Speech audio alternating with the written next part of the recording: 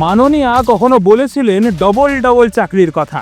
আরো কাজ করে দেব, আরো উন্নয়ন করে দেব, আরো কর্মতীর্থ করে দেব, ডবল ডবল চাকরি হবে, ডবল ডবল শিক্ষা হবে, ডবল ডবল কাজ হবে। কখনো বলেছিলেন 2 কোটি চাকরি দিয়েই দিয়েছেন।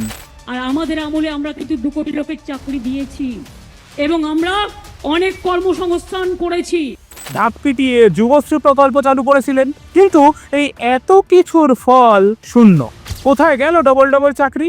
কারা পেলেন ওই 2 কোটি চাকরি? যুবসাথী ক্যাম্পের সামনে অসংখ্য তরুণ তরুণীর ভিড় আদতে পশ্চিমবঙ্গের বেকারত্বের নগ্ন বাস্তব। যদি সত্যিই এত কর্মসংস্থান তৈরি হয়ে থাকে, তবে এই ভিড় কেন? কেন এখনো হাজার হাজার যুবক যুবতী কাজের আশায় লাইনে দাঁড়িয়ে? তার মানে যুবশ্রী প্রকল্পেরও বাস্তবায়ন সম্ভব হয়নি। পুরোটাই ছিল মাননীয়ার প্রতিশ্রুতির মোড়কে ভাঁওতা। আবার ঠিক ভোটের আগে যুবশ্রীর মতো আরও একটি নতুন প্রকল্প যুবসাথী এনে আবারও যুব সমাজকে বিভ্রান্ত করার চেষ্টা করছেন মাননীয়া।